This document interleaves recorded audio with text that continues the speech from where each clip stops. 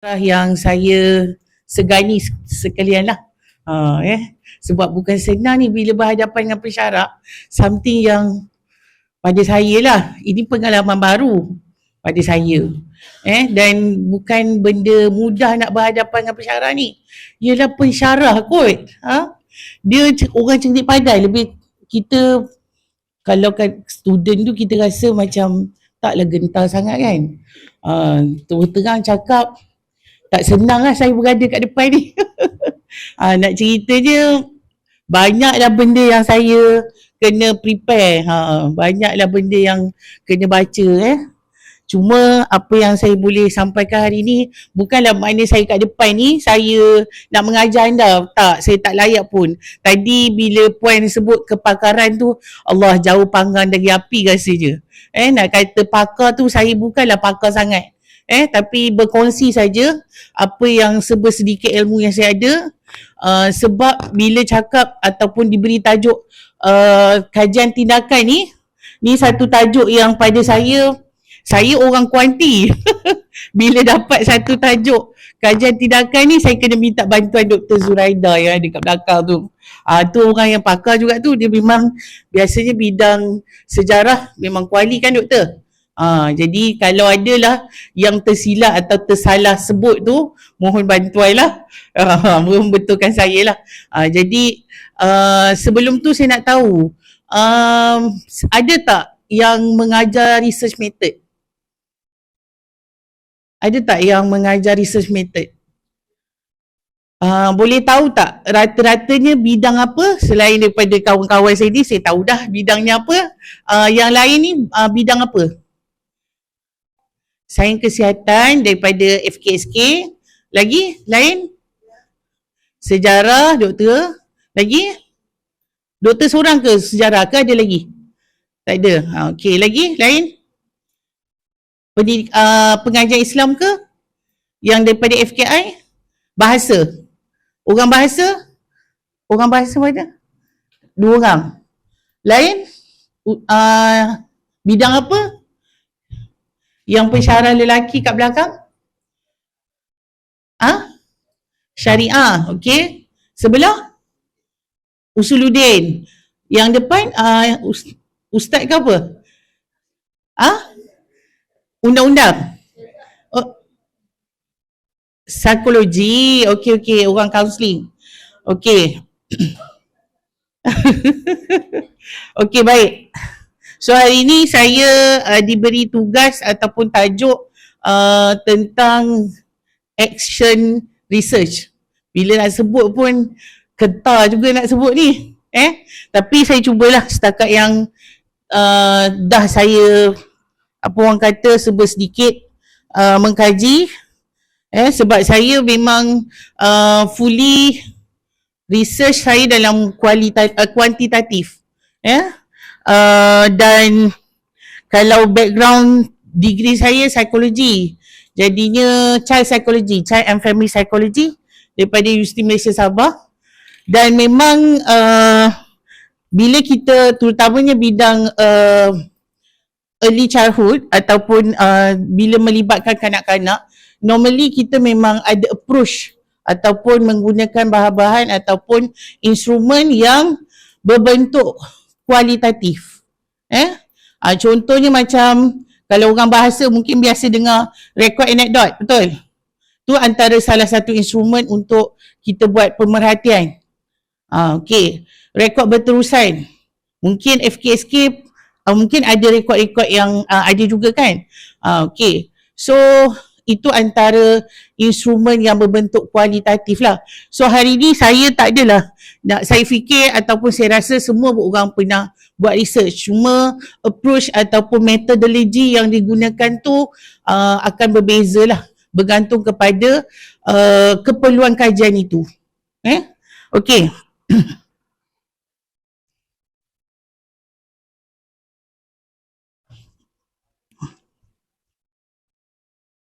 Okey, baik.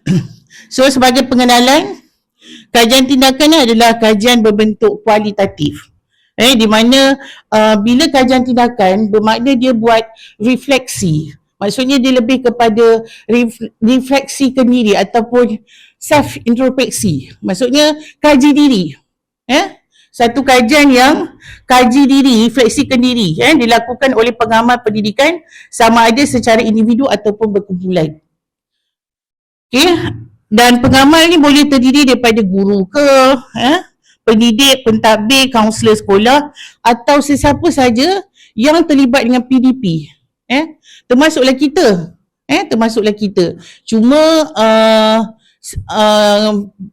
kebanyakannya peringkat sekolah ataupun guru-guru lah terutamanya banyak menjalankan kajian tindakan ni. Kalau kita di peringkat IPT ke atas, biasanya kita banyak buat pendidikan yang biasa, yang di luar daripada kajian tindakan. Sama ada kualitatif ataupun kuantitatif. So sebagai pendidik, mereka ni akan melaksanakan tindakan praktis ataupun akan melaksanakan intervensi. Kenapa? Sebab bila dia buat self-refleksi, dia dapati bahawa ada sesuatu kepincangan ataupun kekurangan ataupun perlunya penambahbaikan. Jadi sebab itulah kenapa perlunya dia buat refleksi. Setiap kali sesuatu pengajaran tu berlaku, maka refleksi perlu dibuat. Sebab sebagai seorang guru ni dia ada RPH, betul? Dia ada rancangan pengajaran, betul tak? So setiap kali dia melaksanakan PDP, dia dah ada lesson plan dia sendiri. So selepas lesson plan tu dilaksanakan, dia perlu membuat refleksi. So sama juga macam kita, cuma kita ni peringkat pensyarah, kita ni dah sebenarnya secara tak langsung kita juga membuat self refleksi. Sebab itu kita ada CQI, continuous CQI ataupun dalam bahasa Melayu kita sebut sebagai penambahbaikan yang berterusan. So kita ada CQI ni untuk menambah baik apa saja perkara yang kita nampak kepincangan dalam PDP kita. Contoh, topik ni rasa macam tak relevan lagi lah. Topik ni rasa macam perlu ditambah baik lah. Ataupun topik ni macam tak relevan lagi, kita kena tukar dengan benda lain. Ataupun kita kena add on approach baru. Tu kita akan buat CQI lah. Normally benda ni berlaku ketika kita nak melaksanakan MQA 02. So setelah 5 tahun kita akan apply MQA 02. Kemudian kita nak akreditasi berterusan, kita akan apply MQA 04. Ongoing nak pergi ke peringkat-peringkat tu, kita dah buat CQI, beberapa CQI. Bukannya sekali atau 2 kali, kita kena buat beberapa kali. Sebab penambahbaikan yang kita nak buat tu kena kurang daripada 30%. Tak boleh lebih. So itu yang kita dah apply sebab kita deal dengan MQA kan. So kita dah apply benda tu.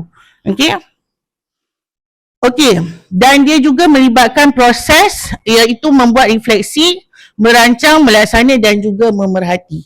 Okey?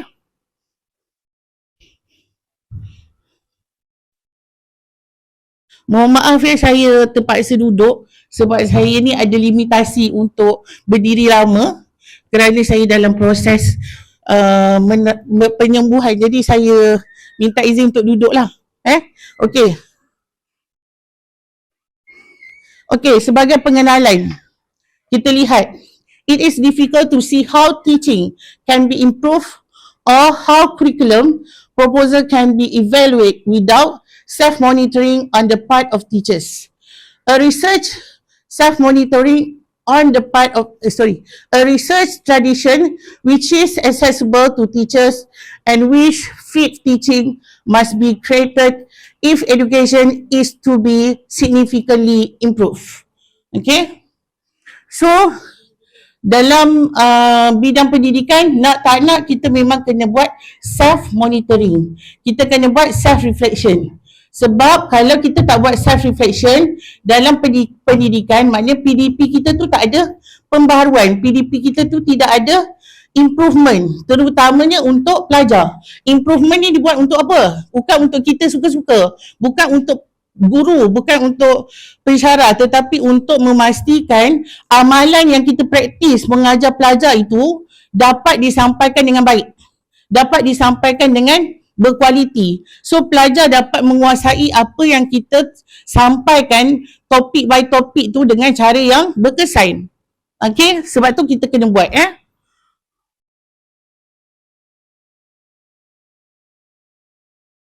Okay. Guru akan menjalankan penyelidikan ke atas pelajar bagi mengenal pasti kesukaran yang pelajar hadapi dalam memahami topik pembelajaran. Okey? So maknanya sebagai seorang guru, kita buat self reflection ni secara terus dengan pelajar kita sendiri. Jadi benda tu kita directly tahu berdasarkan mungkin latihan, buku kerja, kalau macam kita sebagai pensyarah, apa yang kita bagi kat pelajar? Tugasan, betul tak? Tugasan satu contoh ataupun tugasan individu yang kita bagi. So daripada situ kita nampak apa progres pelajar tu. Dia faham tak apa yang kita berikan. Terutamanya contoh paling mudah kita assess dengan quiz. Betul tak?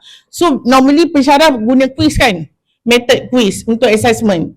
Betul tak? So biasanya quiz tu awak boleh nampak tak ataupun awak boleh tahu tak pelajar tu punya pencapaian? Boleh kan? Terutamanya awak tengok juga dari sudut kehadiran, betul tak? So kalau pelajar tu hadir, kalau tiba-tiba kalau achievement ataupun dia punya kuis tu rendah, maka adakah dia faham apa yang awak ajar? Apa yang kita ajar? So kita kena tengoklah benda tu. Justru guru boleh mendapatkan maklumat bagi merangka sesuatu tindakan yang bakal diambil dan seterusnya menyemak sama ada tindakan yang diambil tu berkesan atau tidak. So bila kita nampak performance budak tu low ataupun rendah, kita akan cuba untuk bertanya sebab kita direct, kita direct. Jadi ini juga kita boleh gunakan soalan temu bual terbuka. Ini pun salah satu cara untuk kita dapatkan maklumat, dapat data.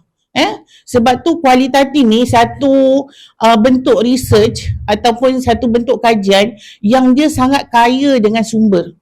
Jadi kita memang mudah untuk dapat sumber. Kita mudah untuk dapat maklumat ataupun data. Cuma sejauh mana kita menggunakan data itu dengan baik untuk membantu kita merancang tindakan yang betul untuk menambah baik praktis ataupun amalan kita. Okey, sekiranya apa yang kita plan tu tak berkesan, maklumat baru akan dikumpulkan bagi membuat semakan susulan. Sebab dalam proses buat kajian tindakan ni, sebenarnya dia ada model, dia ada model dia. So nanti saya akan tunjukkan apa jenis model-model. Sebenarnya banyak, tapi hari ni saya kongsikan ada 4. So nanti kita akan ada buat LDK, terus akak awal-awal prepare. Kita akan buat LDK. So ada 30 orang hari ni. So kita try buat dalam 1.6 orang, ada 5 grup dan kita akan review, tengok, cari satu artikel kajian tindakan dan kita tengok apa proses yang dah dibuat. Dan kita nak tengok apa instrumen yang dipakai, apa approach yang dia guna. Jadi nanti bila saya bercakap short sendiri kat depan, kita tak nampak kan. Jadi bila kita bedah ataupun kita review tu, baru kita perasan apa benda sebenarnya yang dilakukan dalam kajian tindakan ni.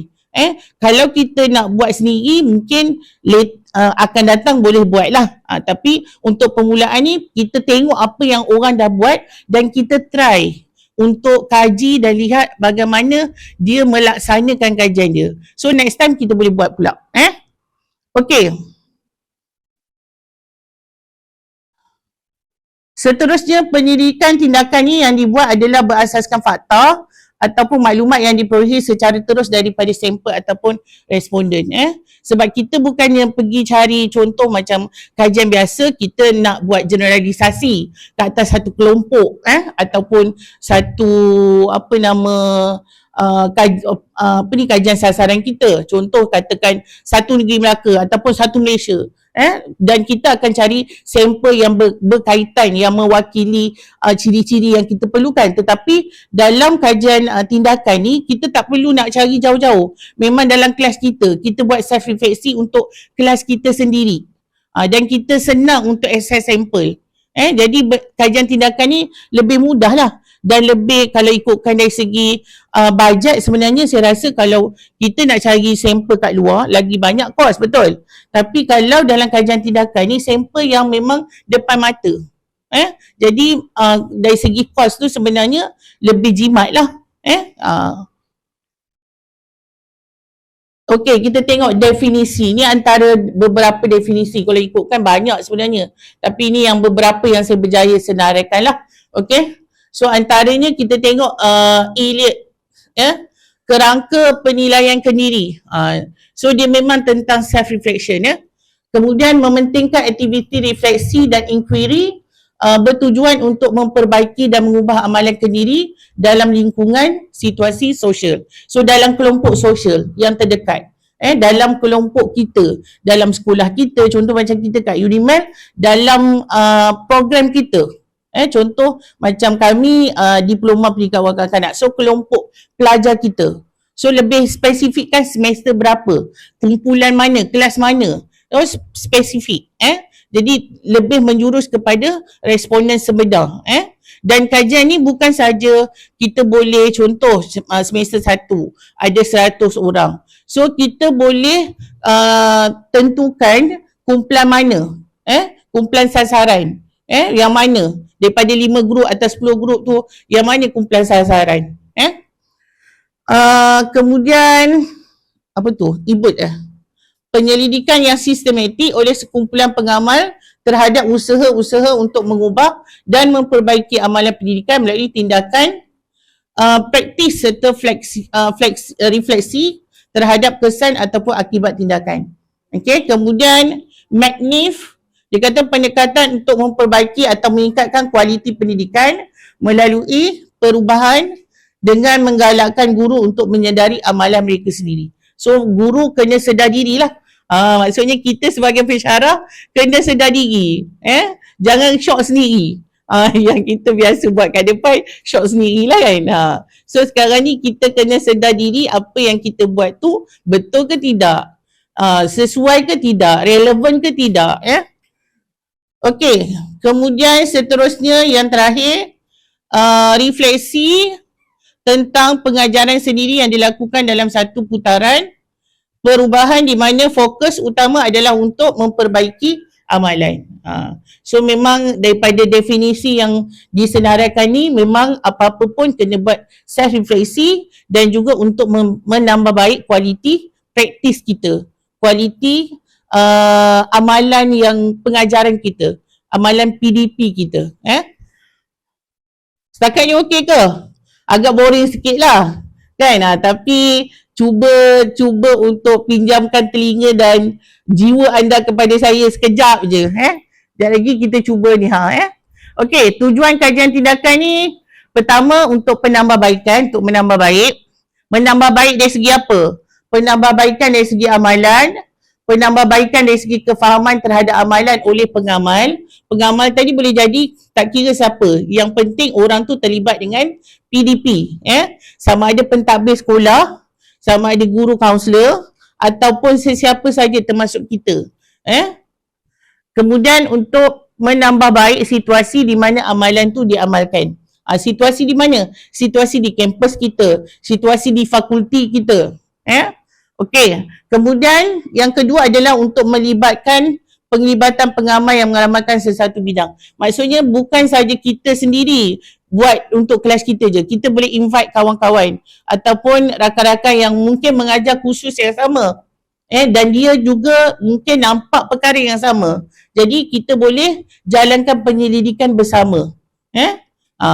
So sebab kajian ni kita boleh buat kolaborasi lah maksudnya. Bukan buat seorang-seorang. Okey, ciri-ciri kajian tindakan, ada 3 ciri penting. Yang pertama sekali adalah amalan reflektif yang perlu ada pada pengamal setiap bidang lah. Okey, penglibatan pengamal dalam pendidikan yang dijalankan perlu terlibat secara terus ya. Kemudian lingkaran pendidikan yang dijalankan secara berterusan. Sebab sebenarnya kalau ikutkan modul ataupun modal yang kita ada ni nanti, kita selagi kita tak dapat find solution ataupun cari penyelesaian masalah terhadap sesuatu amalan praktis yang kita jalankan, selagi kita tak jumpa punca masalah sebenar, selagi tu kita akan buat penambahbaikan. Selagi tu kita akan buat self-refleksi. Self-refleksi tu dia boleh jadi kali kedua, kali ketiga sampailah kita jumpa solusi yang terbaik. Okey, so ni modal-modal yang saya cakap tadi. So antara sebenarnya ada banyak lagi kalau ikutkan berpuluh-puluh modal yang ada. Cuma apa yang saya senaraikan kat sini, ini antara modal-modal yang biasa orang guna. Yang biasa guru-guru ataupun penyelidik dalam bidang kajian tindakan ni gunakanlah. Okey. So kita tengok satu persatu. Okey, kita tengok yang pertama, model chemist McTaggart. So dekat sini perkara pertama sekali adalah untuk mengenal pasti masalah, isu dan juga situasi kajian. Tu first sekali. Okay? Sebab apa? Daripada kita kenal pasti masalah, isu dan juga situasi, kita akan akan buat self-refleksi, mengumpul maklumat dan menentukan fokus kajian kita. Apa fokus utama? Nak menambah baik dari segi amalan yang bagaimana? Aspek apa? Kemudian kita akan start buat perancangan. Kita akan merancang, kemudian daripada refleksi kita akan merancang, kemudian akan buat observation dan akhir sekali kita akan bertindak lah. Dan sekiranya circle pertama ni tak selesai, kita akan masuk circle kedua. So ni memang model yang biasa lah. Okay, kita tengok model yang kedua. Ni model SOMAX ya. Pertama sekali kita kena pasti masalah ataupun fokus yang kita minati. Maknanya bila nak buat kajian ni, kita kena tahu apa interest yang kita minat. Jadi kedua kita akan kumpul data. Kumpul data ni berdasarkan instrumen lah. Instrumen yang kita gunakan, nanti saya tunjukkan beberapa contoh instrumen ataupun prosedur yang ada dalam bidang dalam approach kualitatif. Kemudian yang ketiga, menganalisis data dan membentuk hipotesis.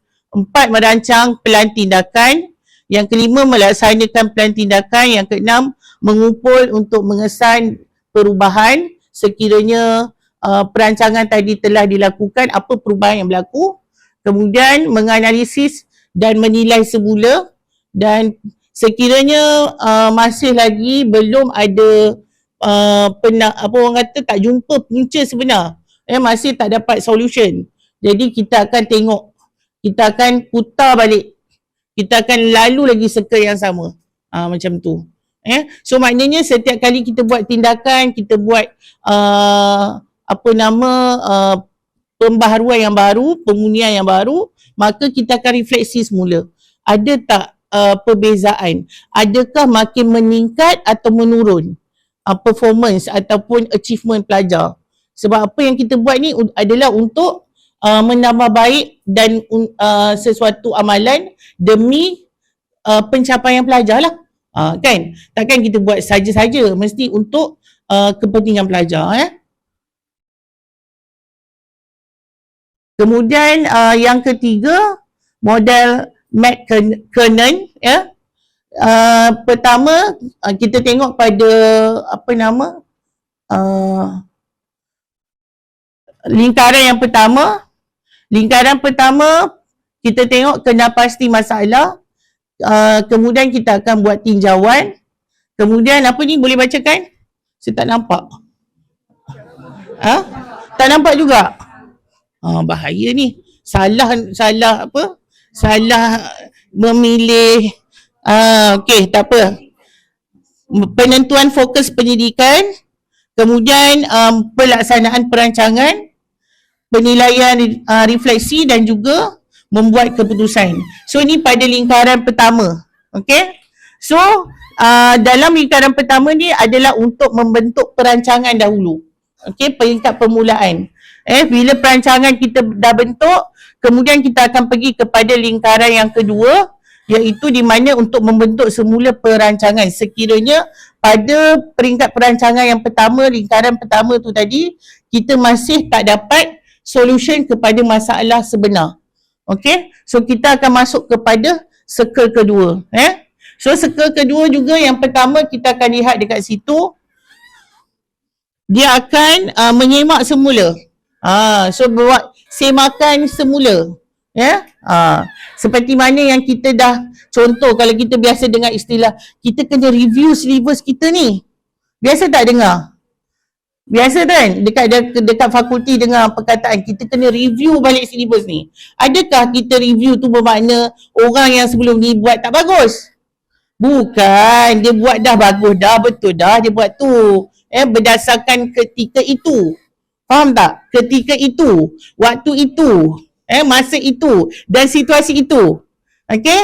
Jadi yang kita dah berada di semasa sekarang, situasi sekarang, keadaan sekarang. Jadi kita kena buat revision ataupun penyemakan semula bergantung kepada keadaan sekarang. Macam tu. Bukan makna orang dulu tak buat kerja lah ni. Jangan pula fikir gitu kan. Bukan makna dia tak buat kerja, bukan bermakna apa yang dia buat tu sebelum ini salah. Tetapi mungkin apa yang dia jalankan sebelum ini adalah apa yang sesuai ketika itu. Dan apa yang kita fikirkan sekarang yang bersesuaian dengan keadaan sekarang. Okay, yang current situation. Okay, boleh? Alright. Seterusnya, kita akan melalui proses tinjauan, fokus kepada hipotesis baru.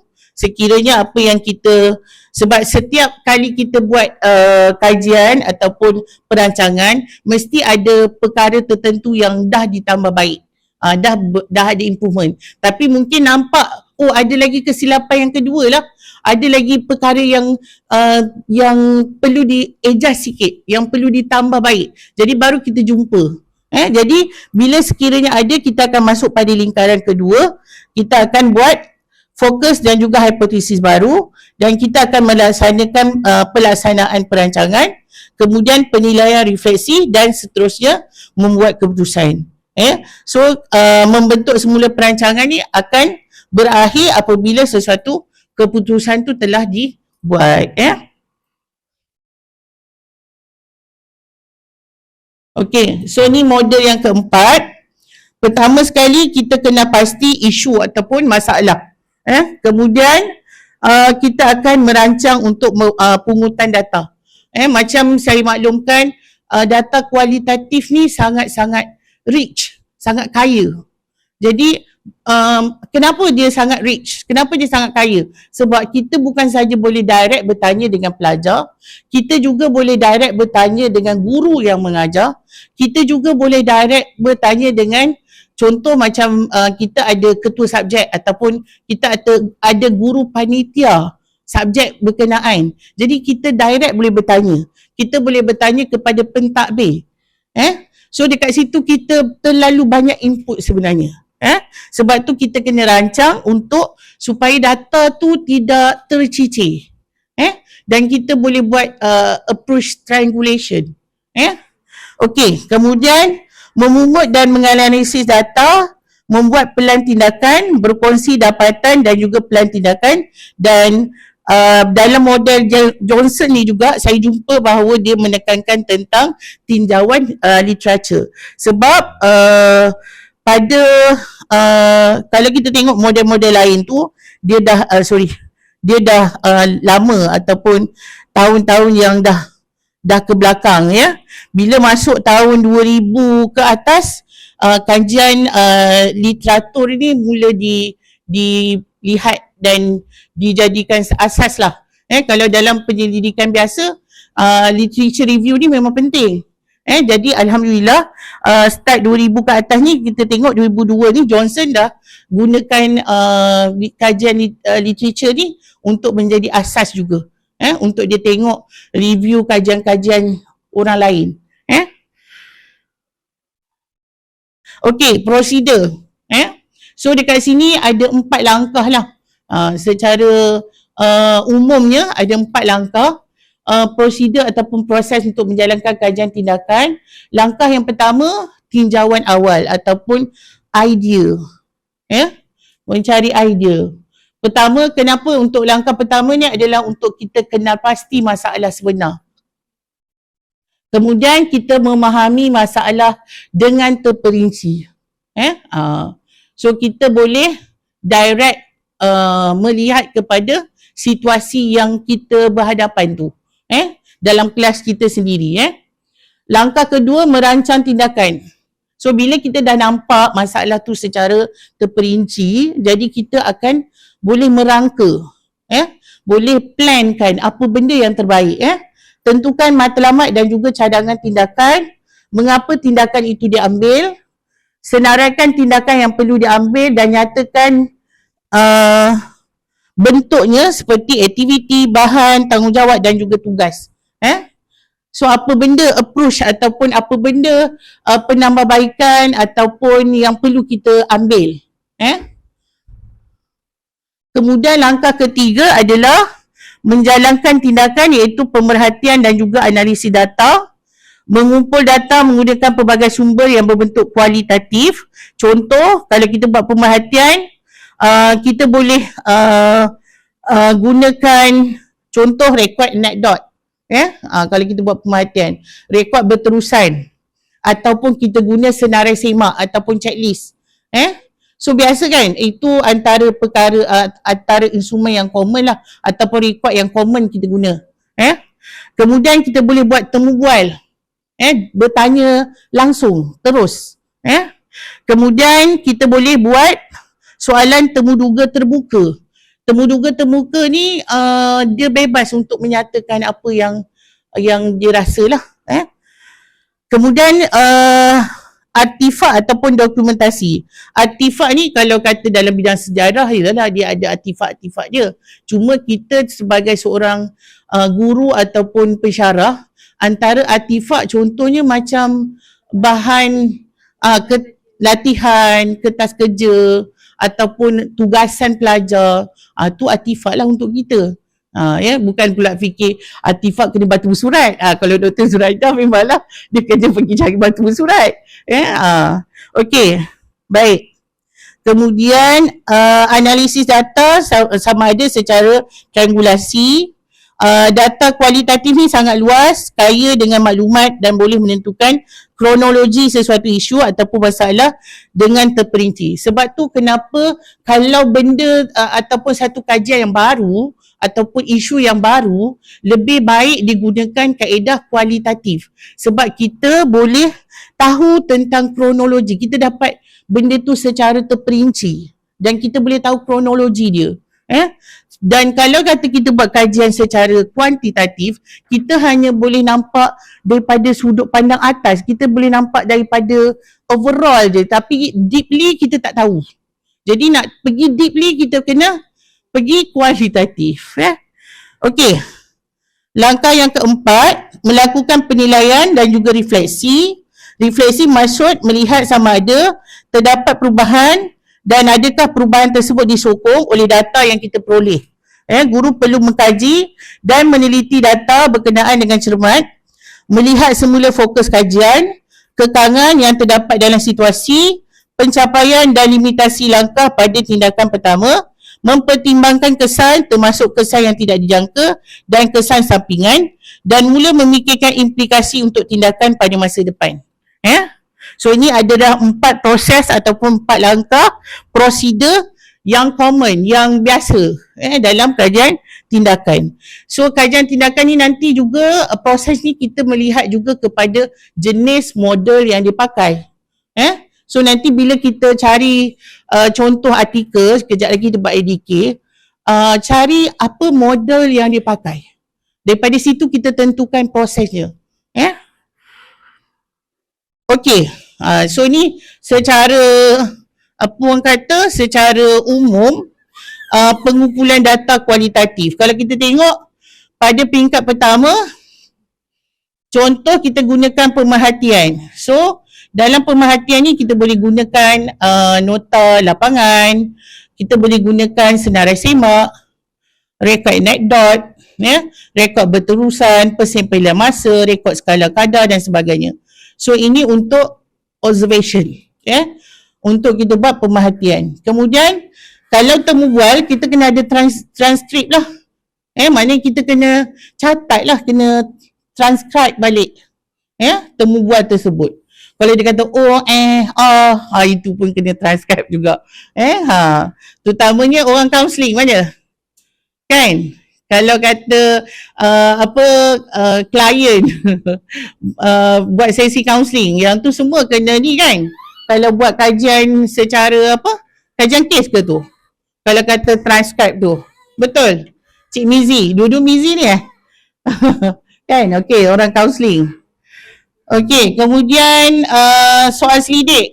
Biasanya soal selidik kita dapat yang ada skala Likert, betul? Yang ni bukan skala Likert, yang ni terbuka. Maknanya soalan tu tidak ada di Likert kan?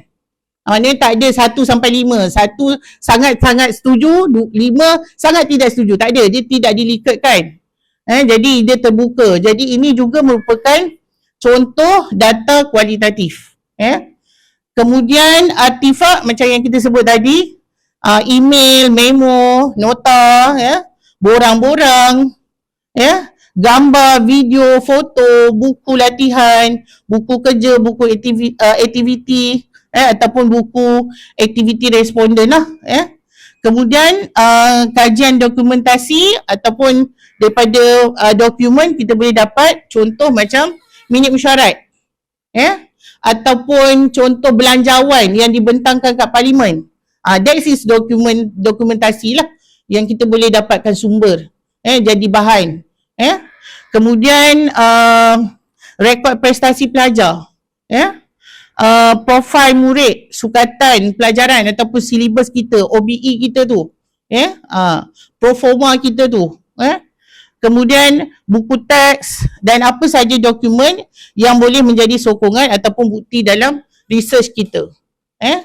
So ini overall secara umum lah tentang bagaimana pengumpulan data yang bersifat kualitatif. So setakat ni okey ke? Saya risau.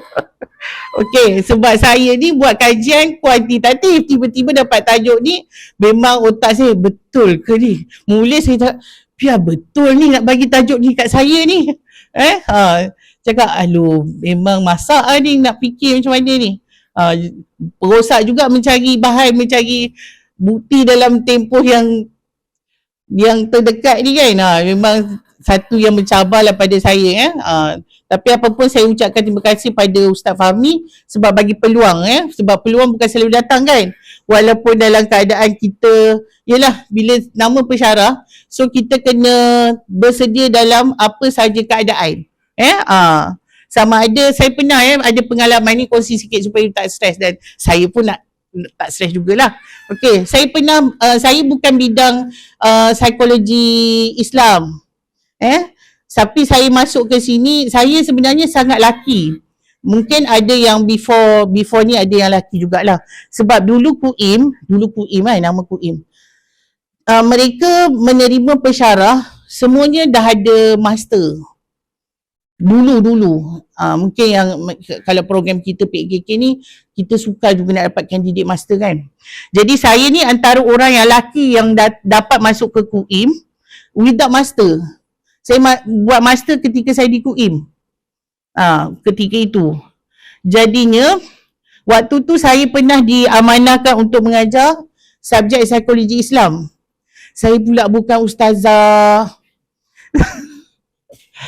Jadi boleh bayangkan tak macam mana saya punya keadaan tu. Dengan nak baca hadis, dengan nak baca ayat Quran, ya Allah. Setiap kali kelas tu saya punya berdebar tu, ya Allah, tak tahu nak cerita.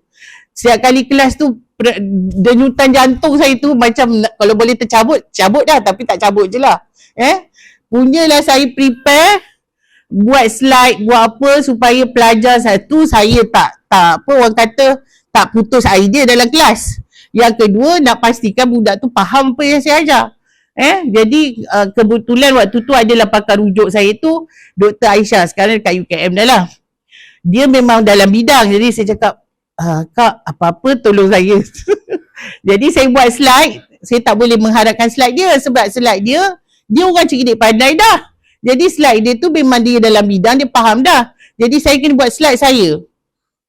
Jadi kebetulan ada seorang pelajar repeaters waktu tu. Pelajar repeaters ni dia pernah ambil daripada dengan pensyarah lain lah. Lepas tu dia jumpa saya lepas dia habis final. Dia cakap, Puan, terima kasih. Kenapa terima kasih? Dia cakap, sebab dengan nota Puan saya faham. Mau pun tak faham dengan nota aku. Sebab aku pun kena faham. Cerita dia. Maksudnya, kita pun kena faham dululah. Baru kita boleh nak memahamkan orang kan. Jadi, itu antara cabaran lah. Sama jugalah ceritanya hari ni ya.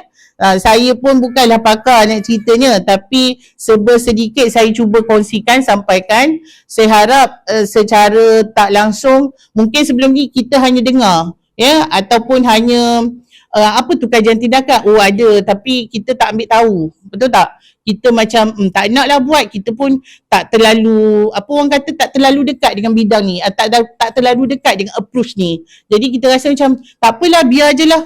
Tapi sebenarnya kajian tindakan ni dia sangat bagus kalau kita nak membaiki kita punya proses PDP.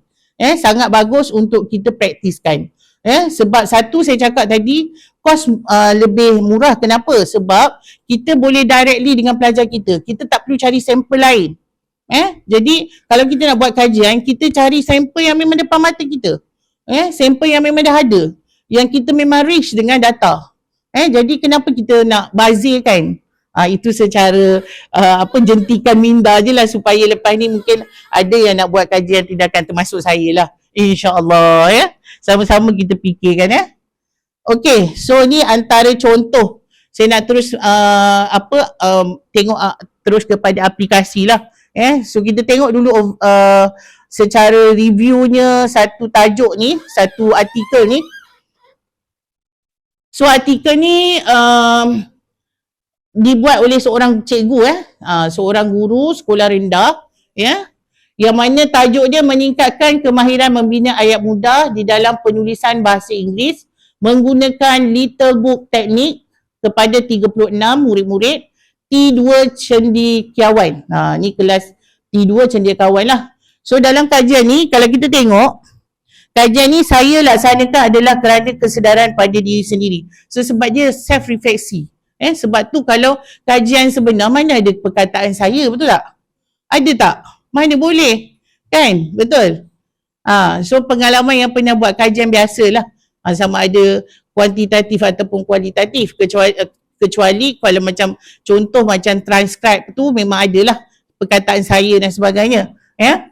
So dekat sini dia kata kesedaran kendiri seperti anjakan paradigma untuk keluar daripada pemikiran yang negatif dan berikhtiar mencari jalan penyelesaian terhadap masalah dan juga rintangan. So fokusnya kat sini adalah untuk membantu pelajar untuk membina ayat mudah dalam penulisan bahasa Inggeris menggunakan approach Little Books Teknik. So dekat sini dia ada creative writing, dia ada sinonim, dia ada so dekat sini orang bahasa lebih dekat lah bidang ni kot kan. Okay, so kita tengok refleksi pengajaran. So pertama sekali saya ingin menyatakan perasaan yang begitu kesal dan tidak berpuas hati terhadap diri sendiri kerana tidak memberi tunjuk ajar yang betul kepada anak didik saya.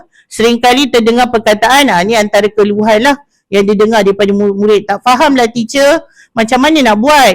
Begitu sinonim sekali setiap kali pembelajaran bahasa Inggeris. So bagi saya mereka terlalu bergantung. So kadang-kadang kita abaikan keluhan murid tapi sebenarnya keluhan itu merupakan satu signal, satu apa orang kata, satu isyarat yang mana kita perlu menambah baik praktis kita. Kemudian saya pula selalu menjawab, apalah awak ni, itu pun tak faham, tak boleh buat, senang je, do it yourself, tanpa memberi sebarang tunjuk ajar yang betul serta tidak prihatin kepada masalah yang dihadapi oleh murid-murid. So ni antara refleksinya. So kita tengok isu ataupun fokus kajian. Kajian yang dijalankan ini adalah berfokus kepada kemahiran menulis ataupun writing skill.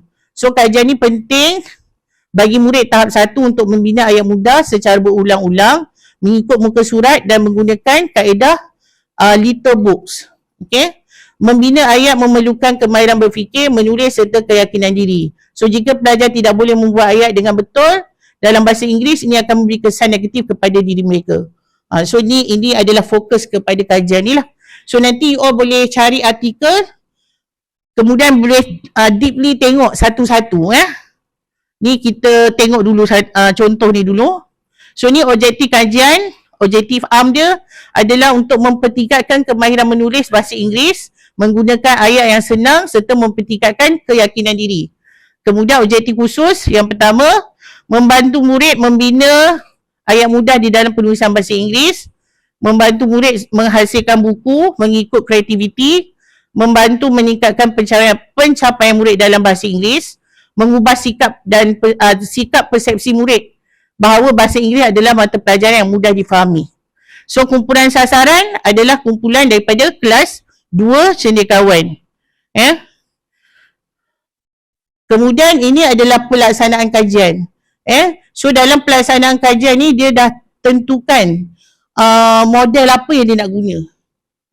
So kat sini ada tinjauan masalah. So dia guna jadual 1 ni adalah kaedah mengutip data. So langkah dan juga tarikh dia tentukan kat sini. So dia guna temu bual, buat pemeriksaan buku tulis. Kalau buku tulis ni kira apa? Sebagai apa? Artifak lah kan? Betul? Kemudian ujian, dia buat test Kemudian dia buat soal selidik. Dan kenapa dia buat tu ada tujuan dia. Kalau untuk memeriksa buku tulis, sebab untuk menjawab apa?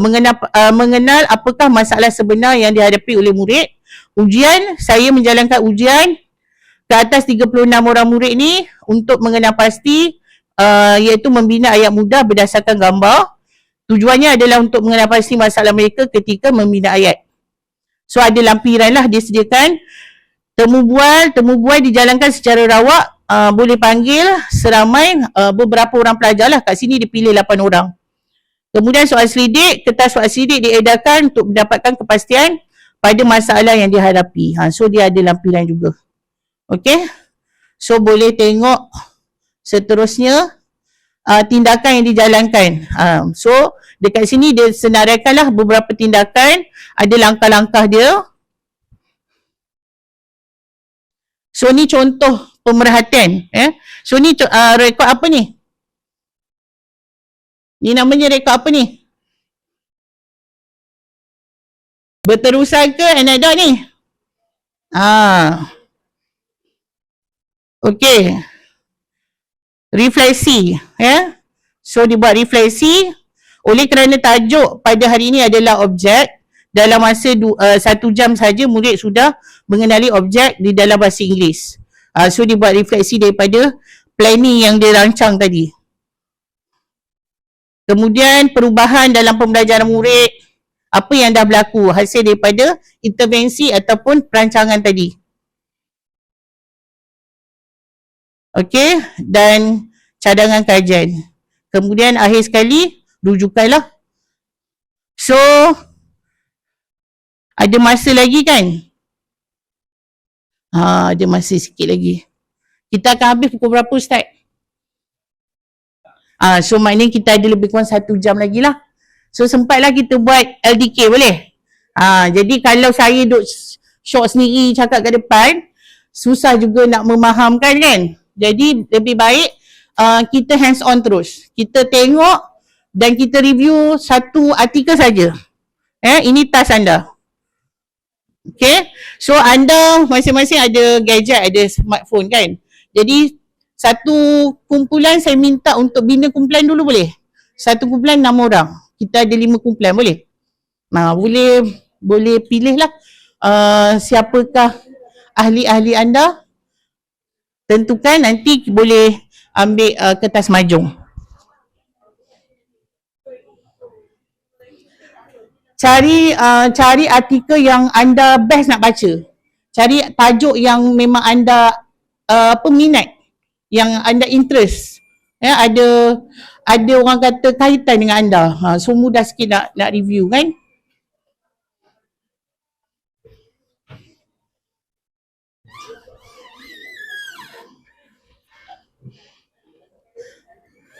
Okay, masing-masing dah ada group dah? Dah? Okay.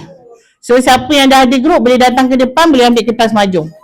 Ketua saja datang. Ketua boleh ke depan. Dan untuk mengelakkan anda ni tertindan tajuk yang sama, artikel yang sama, siapa yang dah dapat artikel terus tulis apa tajuk artikelnya supaya orang lain tak tiru artikel anda. Jadi kita tak nak redundant artikel yang sama lah.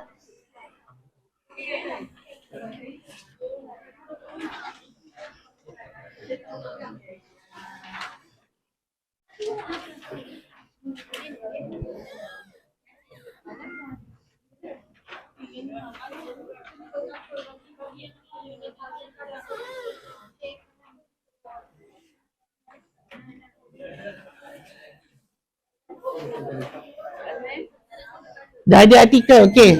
So dah ada artikel boleh tulis supaya nanti tak ada artikel yang sama lah. So nanti review artikel yang berbeza-beza. So saya bagi masa lebih kurang 20 minit, cukup tak?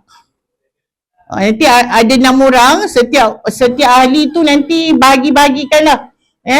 Siapa yang nak tentukan tajuk, fokus kajian, objektif, kumpulan sasaran. Kemudian kena pasti satu lagi, saya lupa tambah, tentukan model apa yang dipakai. Kemudian langkah-langkah yang digunakan. Anda boleh buat dalam bentuk penterminda ke, ikutlah mana cara yang terbaik yang untuk anda bentangkan.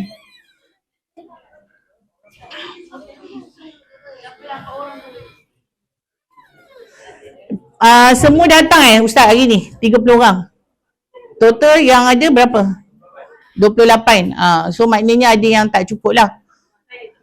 Tak apa.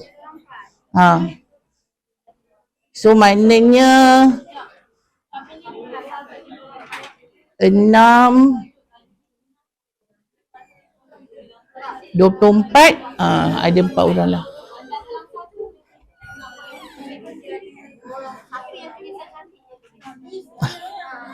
Tulisan yang boleh dibaca, alah, pensyarah semua boleh baca tulisan. Setakat ni boleh faham tak apa yang sedang kita cuba buat ni? Setakat ni apa yang saya terangkan tadi dapat orang kata gambaran tak yang sebenarnya kajian tindakan tu bagaimana? Boleh ke? Ada dapat gambaran secara apa orang kata? Secara first permukaan lah. Permukaannya tu nampak jelas sikit. Adalah orang kata clear sikit daripada tak tahu langsung kan.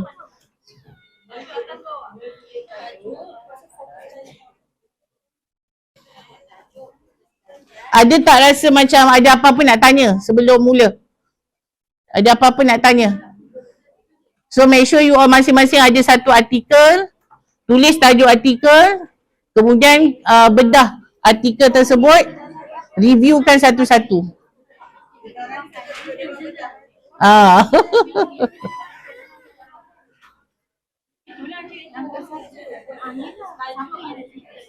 Satu lagi sila tambah apa model yang dipakai. Sebenarnya model ni ada macam-macam. Ada certain artikel dia tulis model apa yang dia guna. Sebab ada certain artikel kadang-kadang dia tak tulis. Kalau dia tulis, maknanya anda boleh dapat lah. Tapi kalau dia tak ada mention, dia tak ada tulis, tak apa. Kosongkan. Kalau kita ni baru belajar kan hari ni, takkan boleh tentukan apa model itu kan. Sebab kalau ikutkan model itu ada banyak, tapi yang saya terangkan hari ni ada 4 je lah. Tapi kalau dia terangkan model yang selain daripada 4 tu pun tak apa. You all boleh tengok balik model tu macam mana.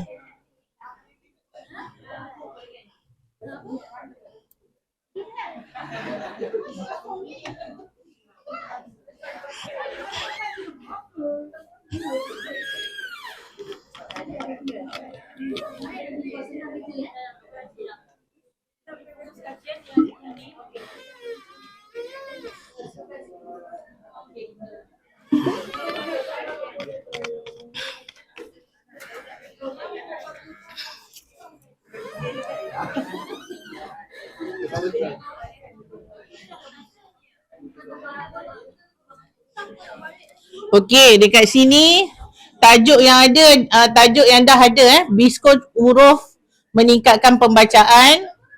Kemudian yang kedua, ke arah amalan PDPC berkesan.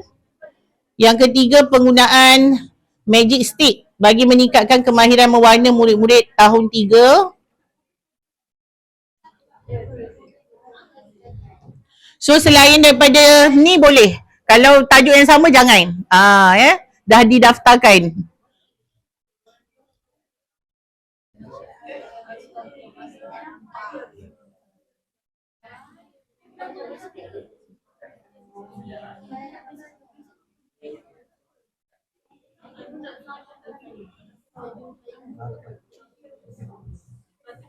Dah. Tajuk keempat, pembelajaran konseptual sejarah melalui teknik Peirce with Sources Card. Ni sejarah punya, bidang sejarah. Ada 5 kumpulan kan? Satu lagi? Last.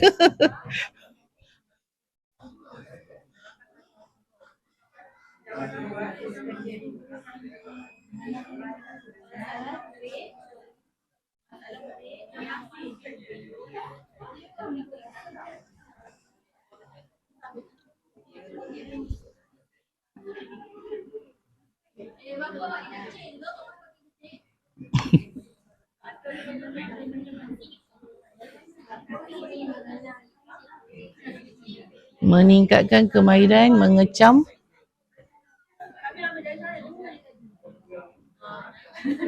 dan menulis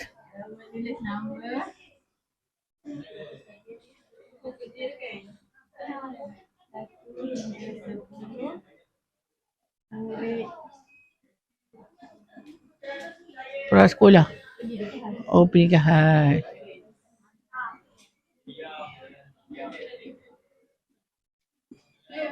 Okey.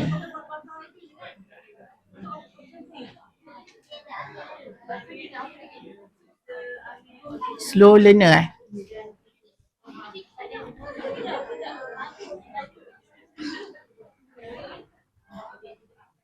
Okey, untuk tajuk yang terakhir, tajuk pendidikan khas. Meningkatkan kemahiran mengecam dan menulis, nombor 1 hingga 10, murid pendidikan khas slow learner.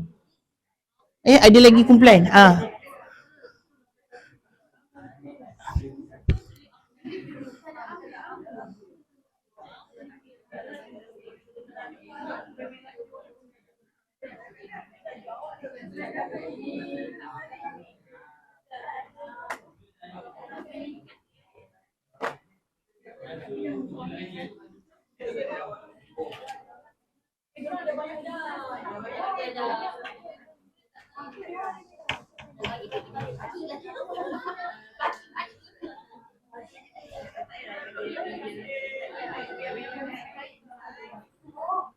Bahasa Arab ke?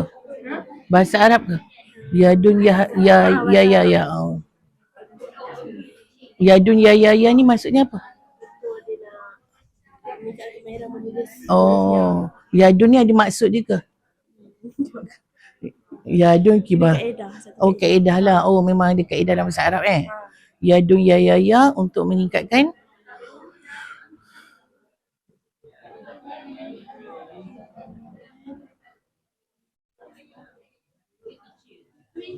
menulis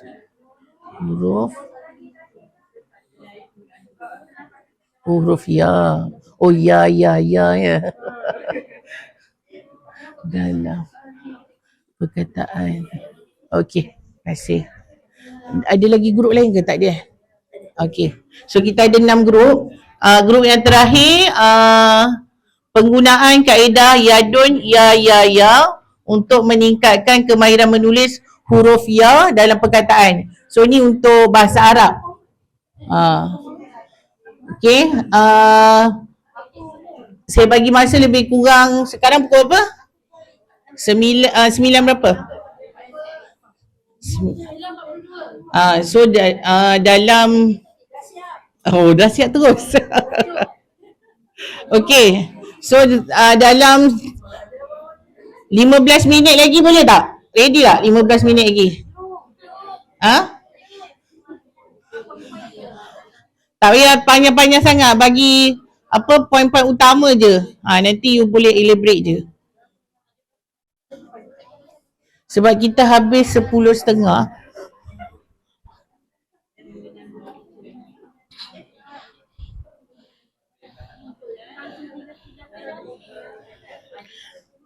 Dalam pukul 10 boleh? Pukul 10. Dan setengah jam lagi tu untuk present.